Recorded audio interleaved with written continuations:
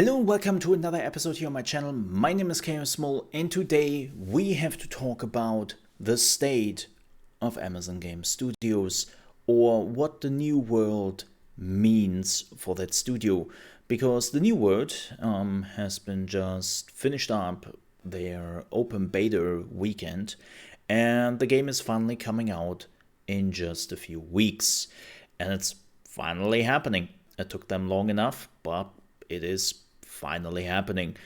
And I will be honest, this could be a make or break deal for the studio, because Amazon joined the whole gaming shebang years ago, and since then they haven't released a single game or didn't have a single success.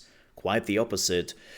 And well, they now have to deliver, or so I feel. Like, they have pumped millions and millions into their gaming division, and so far the outcome has been pretty grim.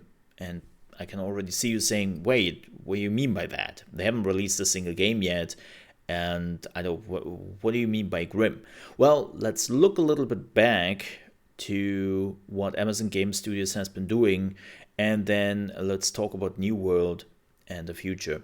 So first things first, we know about two projects which never came to fruition, and I will be honest, I don't really count them because, well, prototypes are prototypes, right? Like, you do prototypes on a daily basis in the gaming studio. Like, every gaming studio out there has prototypes, and they have tons of them. Like, even big studios have like 12, 20 prototypes per year we never hear about, which never go into pre-production, living alone production, and of course release. So that's pretty normal, and I don't really want to talk about that, right? But what I do want to talk about are the games which were advertised, which also kind of released, and every time got cancelled, and why that is such a big problem. So the first game I want to talk about today is Breakaway. If you've never heard about it, don't you worry, you haven't really missed much. The game was going into closed beta, and the biggest problem with this game was very much that, well, actually every Amazon Game Studio game has. It feels like a culmination of multiple games, but they never really click. It sometimes feels like somebody opened up Amazon.com, was going under the top 5 games of that month, then was going to the development team and was like, make video games about them. That's sometimes how they feel, and that's exactly what Breakaway was. So let's have a little checklist here, see if you can keep up, and if you can, envision the game we are talking about.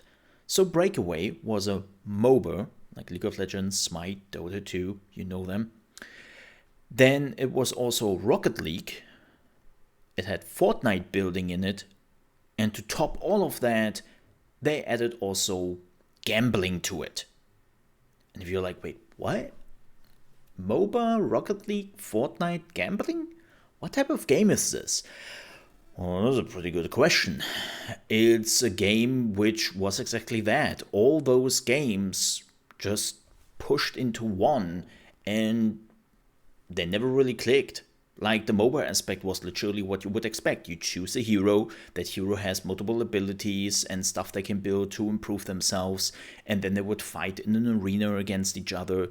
But at the same time, there was also the Rocket League component where people had to grab the ball and then throw it, drop it, or whatever into the enemy goal. And whenever the timer was up, depending on who had the most kills or who had the most goals, won the round. And that already was pretty much a problem, because some people just wanted to fight. Some other people just wanted to play Rocket League. And that didn't really work out. And then, of course, there was the Fortnite building component where people could just build ramps, towers, turrets, and jumping pads, like all those support buildings you sometimes see in BR games. But they also felt like they shouldn't be there. Like, they were more hindrance then they actually added anything unique to the gameplay mechanic. And as I said, to top all of that, you could use your Twitch bits to bet on the enemy team, on your team, on certain players, like who will win, who will make the most goals, who will make the most kills, and so on and so forth.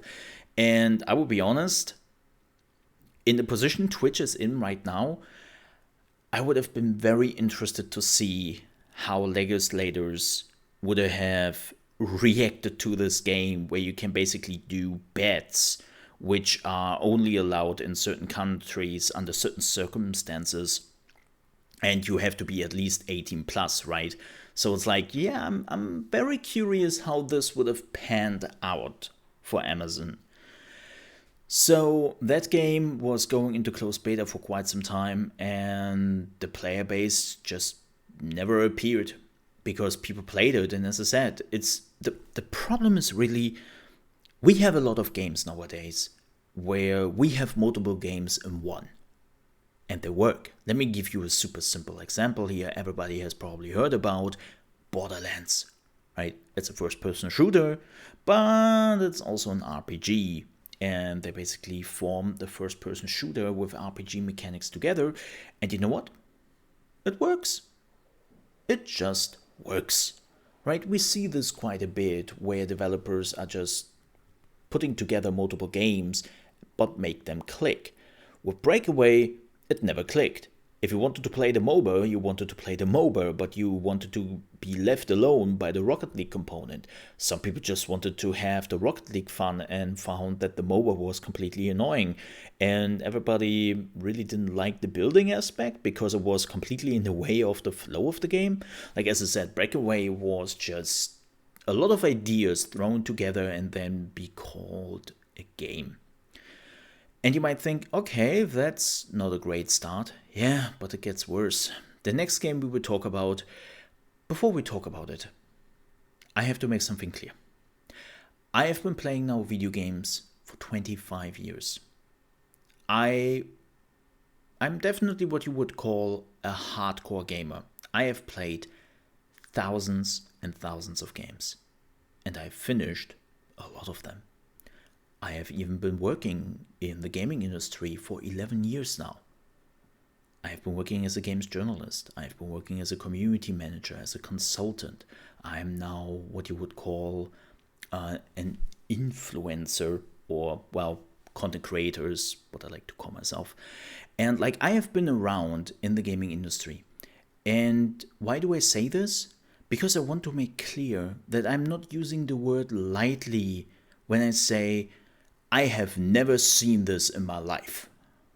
Like, I know that some people love to say that now and then, right? I have never seen this in my life, and they basically say that every week. But I'm not a person who is throwing that around lightly, and let's talk about Crucible.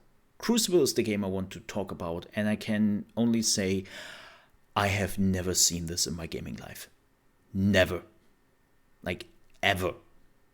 The game did go into closed beta, then did go into open beta. Then it was released, official release, not early access, but official 1.0 release. Then a few weeks later, it did go back into closed beta. And then a few months later, it got cancelled. Again, I have never seen that in my gaming life. And it's like, wait, what? You released the game? You unreleased the game into closed beta and then you canceled it? Wait, what? What's going on here? And Crucible basically had the same problem. It was a culmination of a lot of games which never really clicked. There was the MOBA again. This time they had a BR mode in it, but they also have a PvE PvP mode. They had an arena deathmatch mode, and all those things never really clicked. They removed the BR mode at some point because they realized that nobody wants to play that, but they still had some huge balance issues. And I think what really killed the game was balance, because they used the BR map for their PvE PvP mode, and the map was so big that I had literally matches where I never saw the enemy team and we won. because you had to play the PvE part where you had to collect some swarm hearts, and when you had collected 3 swarm hearts, you won, right? But the map was so big and there were multiple swarm hearts which could pop up that you literally could miss each other. As they were, what? How did this happen?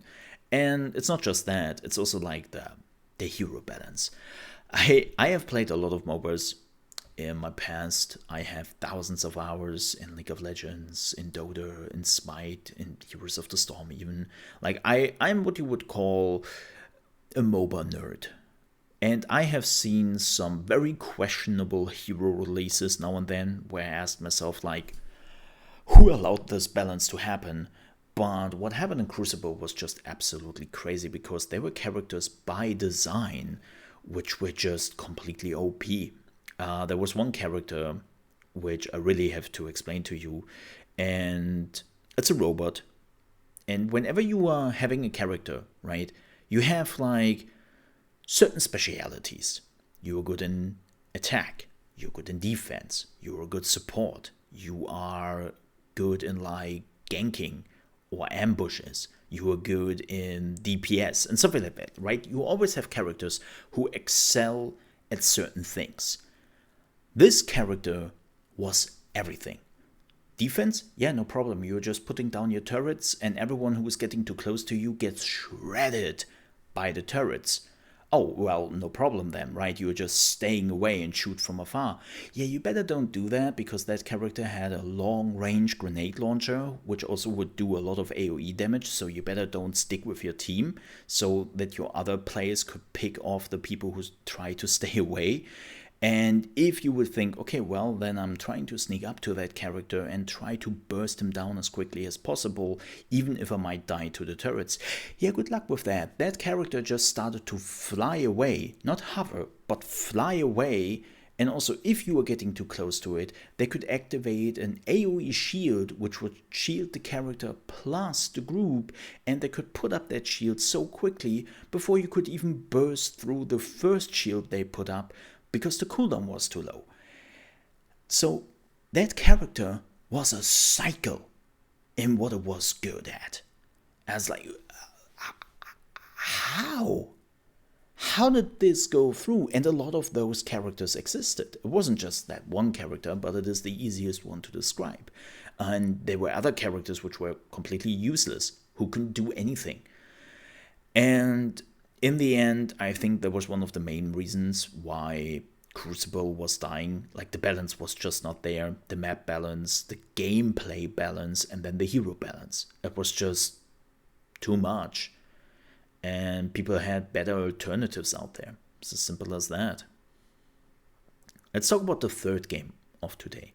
And the third game is rather interesting. We have never seen the third game, right? We have never played it. And I think it was only in early production, but this game is still very interesting to talk about because how it got cancelled. Let's talk about the Lord of the Rings MMO. No, I'm not talking about the Lord of the Rings Online. That's a different game and has been out for quite some time. I'm literally talking about the Amazon Lord of the Rings MMO. And as it is usual in the gaming industry, Amazon was looking for a support studio. If you have missed this development in the last few years, more and more studios start to do what other companies are doing out there in the world. They're basically concepting the game in their main studio and putting like the main parts together in that main studio. And then they are sending out the code to all the support studios, and those support studios with hundreds and hundreds of developers are cobbling the game together. So when you are seeing like a product like, hey, this was engineered in the USA or Germany or something like that, and then was assembled in Taiwan or China, right? That is what the gaming industry is also doing now for a few years, and it comes with its own issues, and we have to do an extra video about that at some point. But that's basically what Amazon Game Studios did, right? They were looking for a support studio, and they found one in China. And they were working together on the game. Now, a few months into the development, the support studio, announced that they just got bought by Tencent. And the next day, Amazon Game Studios was announcing, yeah, we are canceling the game. We're out. Like, we are not trying to find a new support studio. Probably we couldn't even because contracts, but we are out. And you know, it is very problematic. Because that can literally happen with every game. And I know that some people might say, like, yeah, good on Amazon. Like, they don't want to give the money to the devil, which is Tencent, because Tencent is giving the money directly to the regime in China. It's like, dude, you do understand, under your logic, every studio working in China is giving money directly to the Chinese government, right? So it wouldn't even matter which they're giving money to. No, this wasn't just like a principle thing of like, yeah, we don't want to support the Chinese government. This was literally, they don't want to give money, period, to Tencent. Like, it's as simple as that. They didn't want to give them any money, and they said, yeah, we are canceling this. And that's a problem. Because this could literally happen with every game. Because Tencent loves to buy studios. Smaller studios, bigger studios. And let me give you an example to understand this. Think about Lost Ark. Lost Ark is developed in South Korea. And Tencent could buy the studio. What happens with Lost Ark here in the West then? Like, Amazon Game Studio is just like wrapping it up next day, and they're like, yeah, well, sorry folks, I know you have been waiting for this game for 5 years here in the West, and you have been playing it now for 6 months, but we would definitely not give Tencent a single cent of our hard-earned money, and so we are wrapping it up, we are closing down the gates next week, and, well, good luck next time, I guess. Like, that is not good. The game got cancelled on a whim. And especially for gaming, where you want to play some of the games for hundreds, if not thousands of hours, especially like multiplayer games like New World, Lost Ark, and all the other games they might working on, like the Lord of the Rings MMO. There was one of those games you would have played for hundreds, if not thousands of hours for years to come. And they're already having a lot of uncertainty to MMOs. Like, that's the problem with MMOs, right? There's always like a level of uncertainty. But the last thing you really want is just having to fear that like some company out there is buying the game, the studio, whatever Amazon Game Studios are working on, or the IP, and they are canceling all the stuff you have been investing or you have been playing at for years. I was like, yeah, that's not good.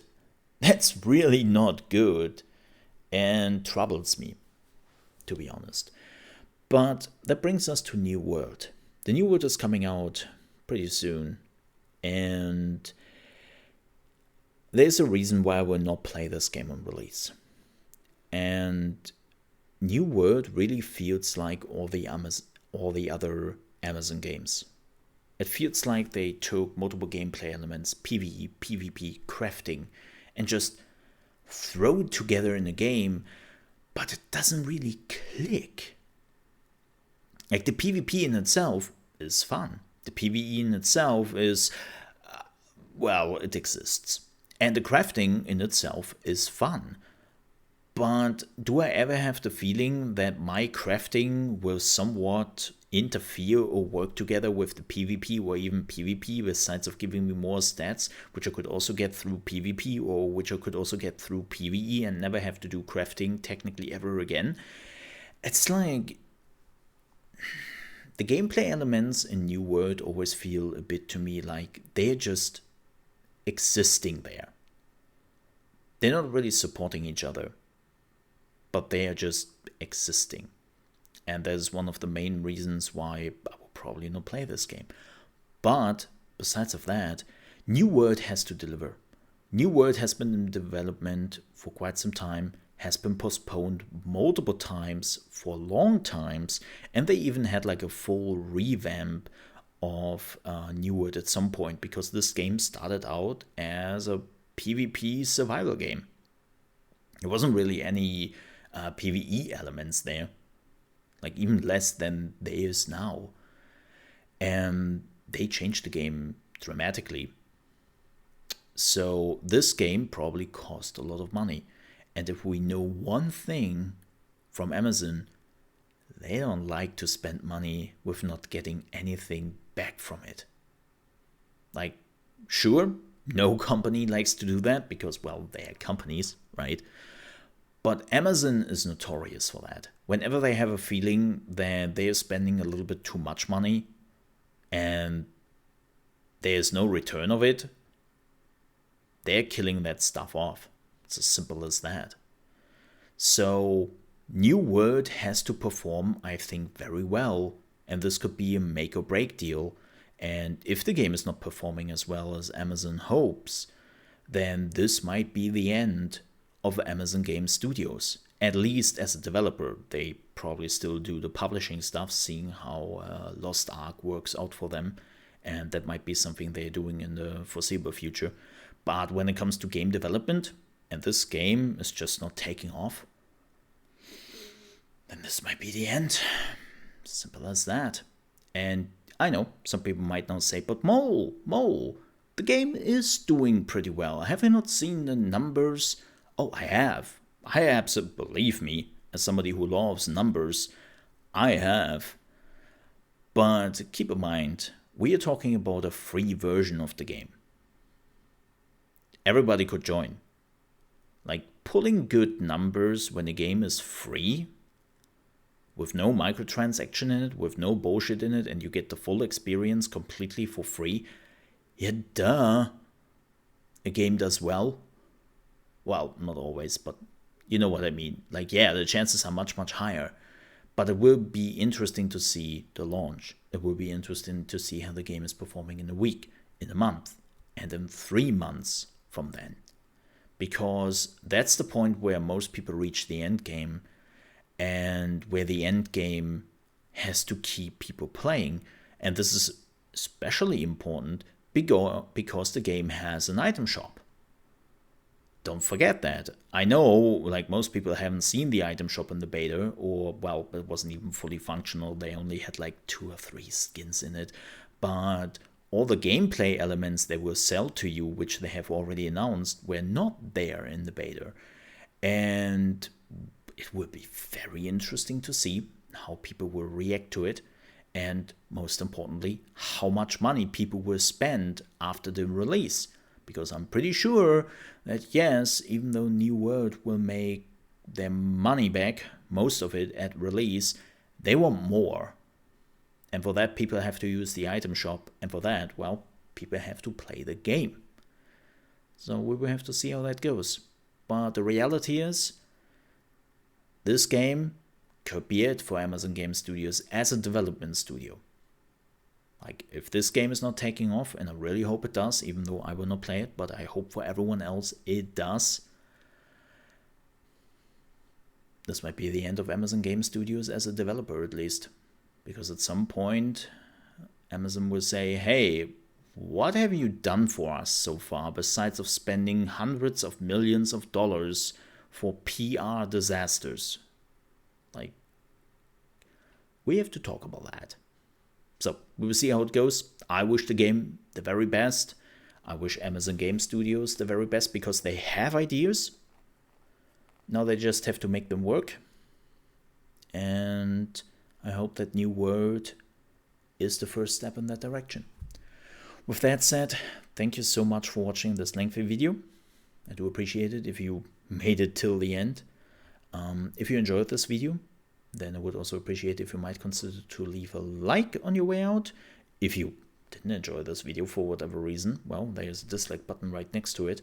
And if you're new to the channel, you want to see more gaming news, gaming reaction videos for the big gaming shows, you want to see tips and tricks for beginner guides, and so on and so forth, the whole gaming shebang actually, then you came to the right channel. And I would also appreciate if you might consider to subscribe to the channel, and don't forget to click the bell icon, because unfortunately you have to do that nowadays if you want to get informed when a new video is up, and it would help me tremendously. Also, if you ever want to catch me live, you can do so from Monday to Friday, starting at 9 AM ET, which is 2 PM UK time, and 3 p.m. Central European Time.